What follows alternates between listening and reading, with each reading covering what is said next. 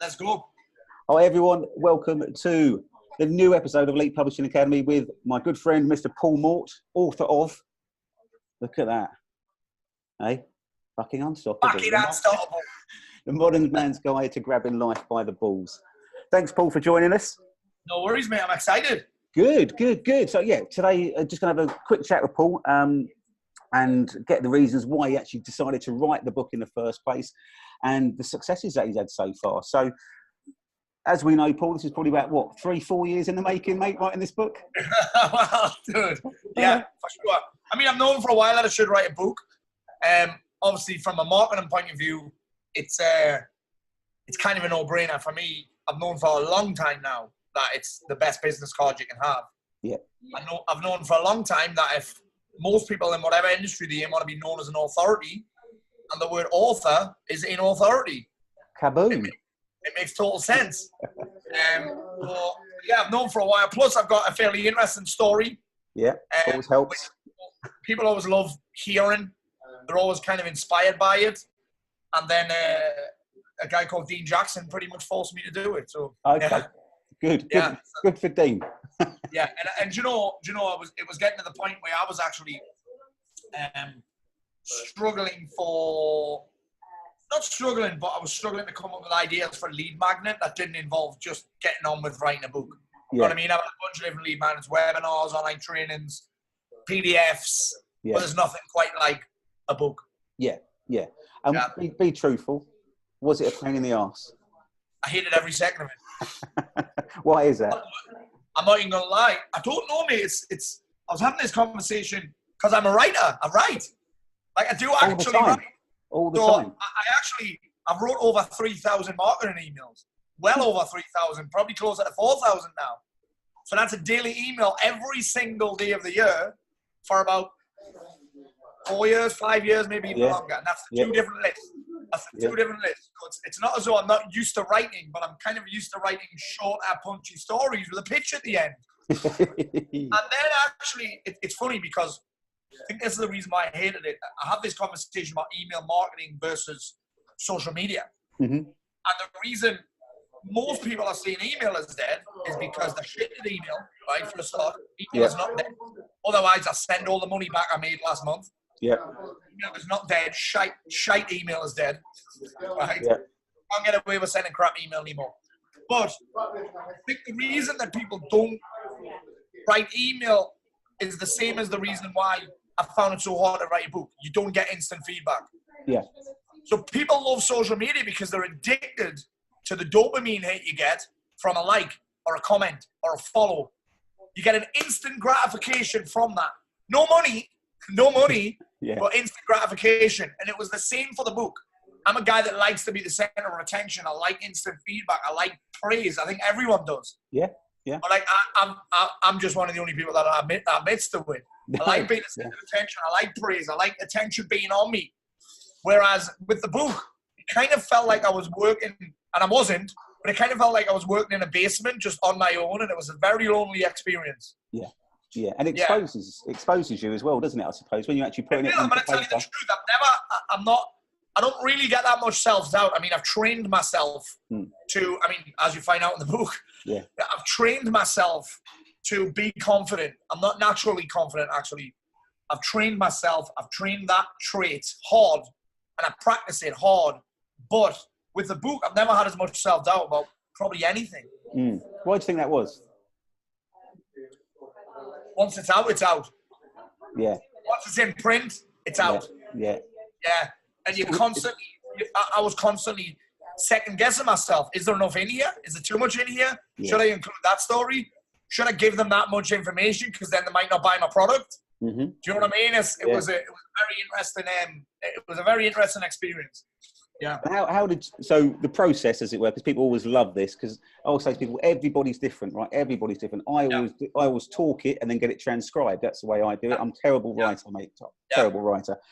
Your process, how did you do it? Do you do it in day, like you say, you write daily anyway? Was it a case of...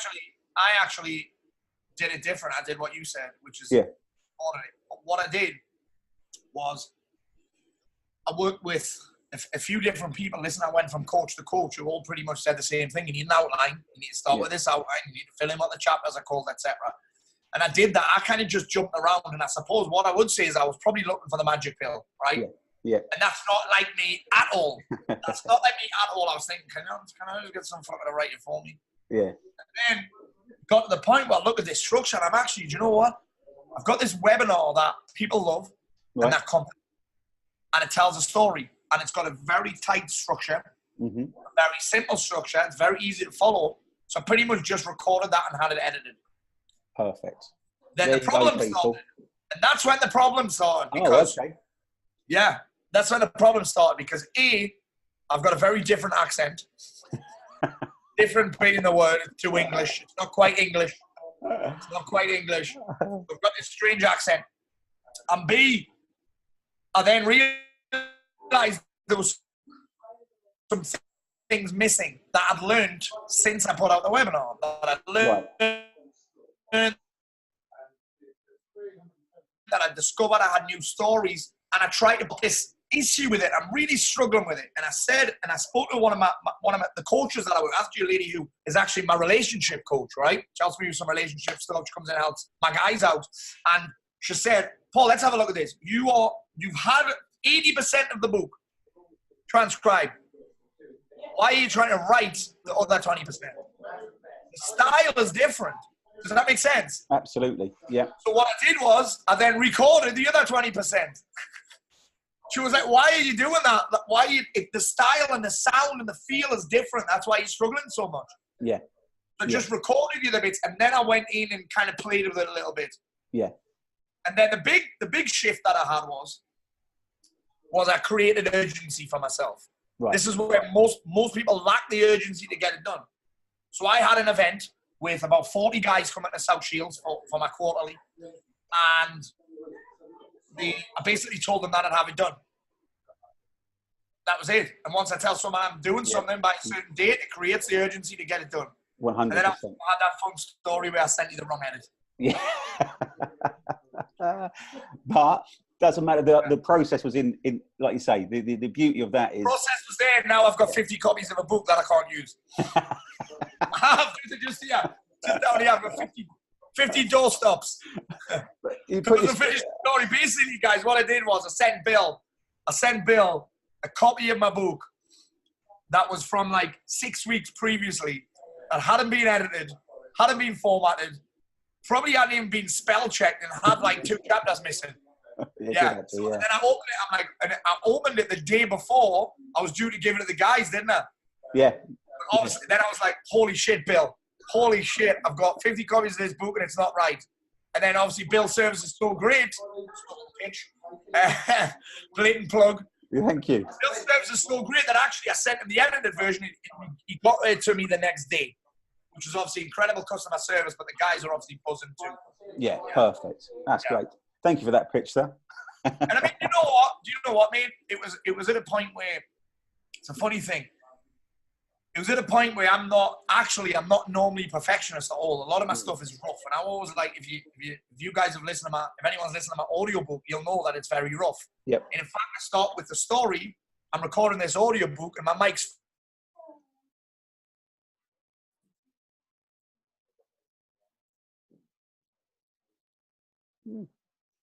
Do you know what? If I put this, normally I'd put things like that out, but I just wasn't happy with that. Yeah. If I'd have put it out, I think a book has to be, for me, you want to feel proud of it. Yeah. And I wasn't proud of the unedited version. No. So yeah, yeah. No, and that's what I find with most people actually, is when it comes to the book itself, the perfectionism kicks in. And yeah, I think it's crazy because I'm 100% not a perfectionist. Anybody that's ever worked with me will tell you that. Yeah. I'll fucking rock up and I'll blag it. Put it this way. On Friday night, I had a huge speaking engagement with Ricky Hatton and Dean Windass, right? And I was a guest speaker with 400 people there. It was sold out. And I just turned up and smashed it. No, I started writing this thing and I was like, you know what? I'm just going to speak from my heart. Yeah. Which is also code for blag it. Yes. You know, listen, if you know your content, you know your content. But with this book thing, honestly, it messed with me mentally. It was crazy. It's mad though, isn't it, to hear that? And I get that all the time. And that's always the biggest issue that I think most people find is yeah, this perfectionism comes I think out. one of the tips, I think one of the hardest things is doing other shit and having a lot of other things going on while you're trying to write a book. 100%. I think if I did it again, that's a big if, by the way. If I did it again, obviously, listen, when we talk about results and what's happened since, everyone's going to want to put a book together, right? Yeah, absolutely. But did it again, I think what I would do is I would block in some kind of uninterrupted focus, and I would go like full immersion on it. Yeah. Rather than just trying to pinch bits of time here and there. Yeah. Fit it in, which is, for me, anyone that says fit, I'm going to try and fit it in. That's code for I'm committed. I've got other priorities. Yeah, so that's what I would do different if I did it again.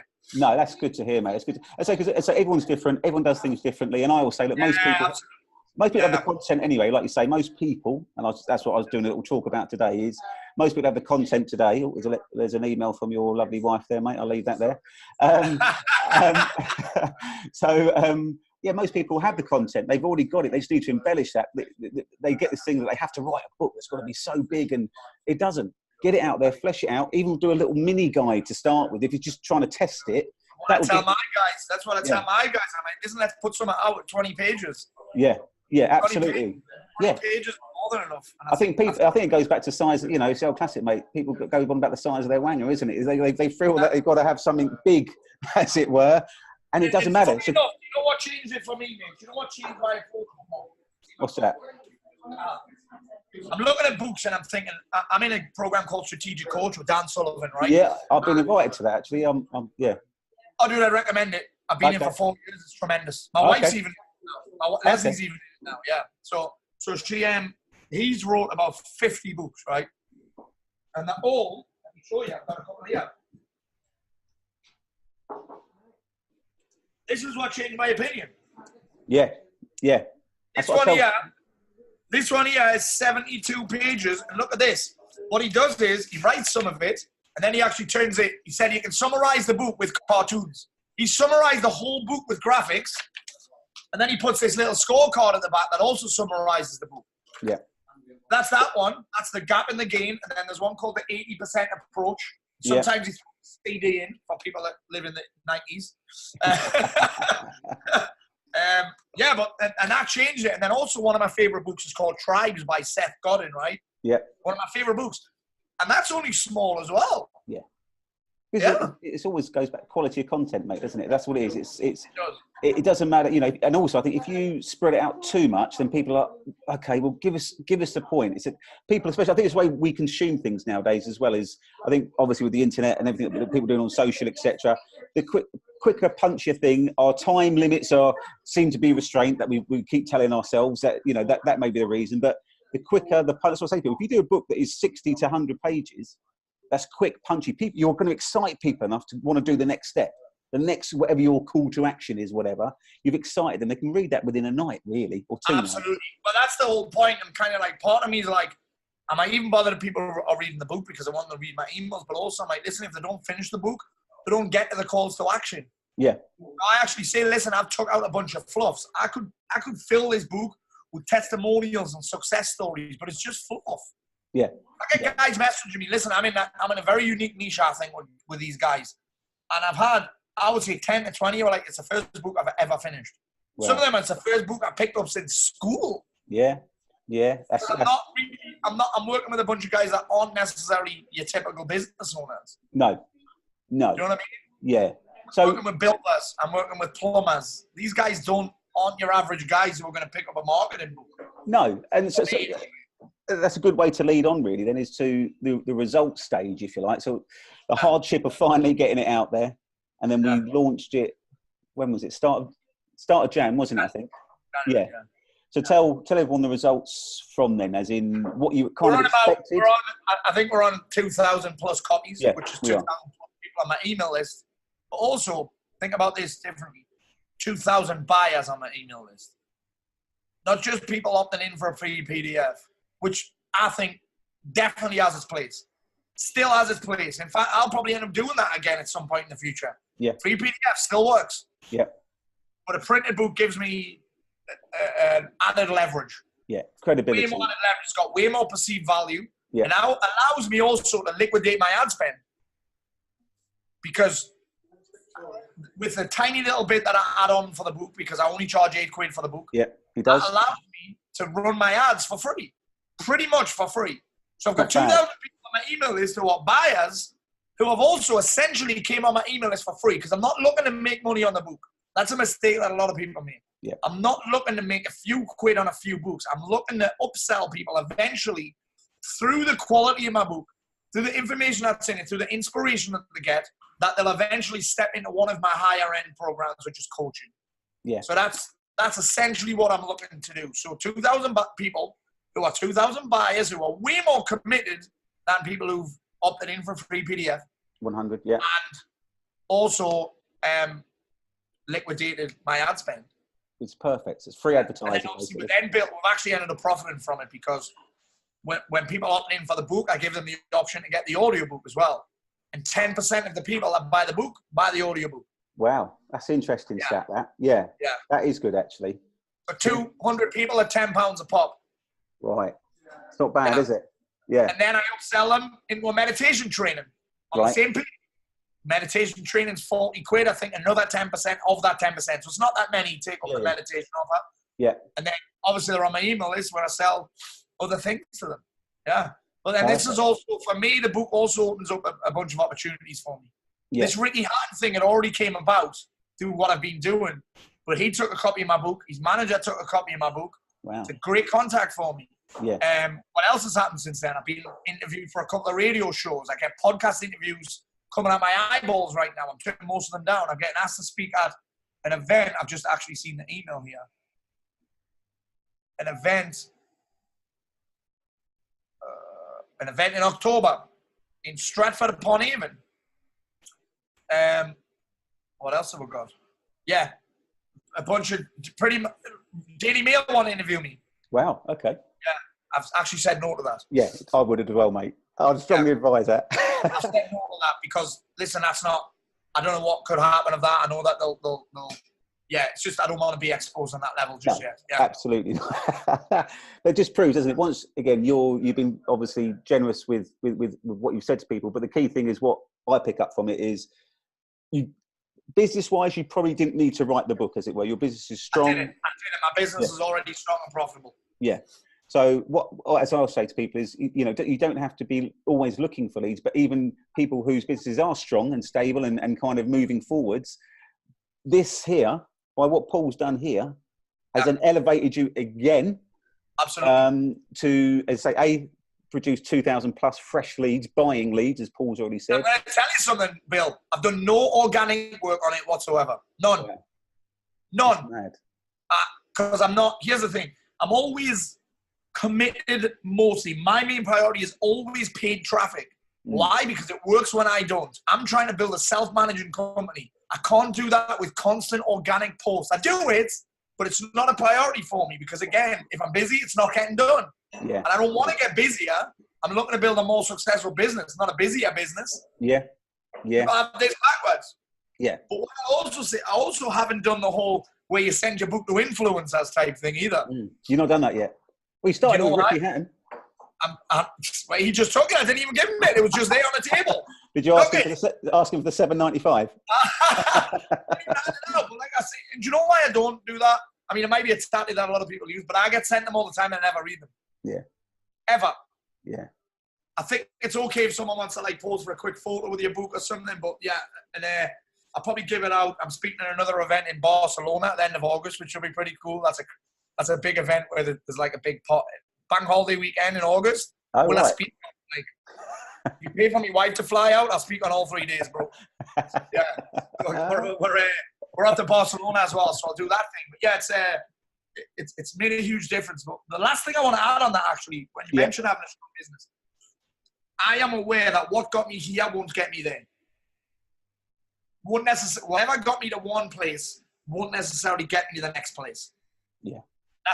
That's my thinking with this book. Yeah, absolutely. And I'm glad you said that as well, because I mean, I say it a lot, but also it's nice to hear it from other people is, you know, I know by doing this thing here, that book, like you say, isn't necessarily directly going to do what you want it to do, but it will help you elevate you. And that's what I keep saying to people is, if you can make it pay for itself, which it should do if you market it the right way, exactly what you've done, that's what I wanted to get you on for, is if it's paid for itself, it's not costing you any money. Okay, it's not making you millions of pounds, as it were, but eventually this will then lead on to, like you say, the training programs, the other stuff that you sell. And you know that's why you've done that, is this $7.95 product, which you can buy from, where is it?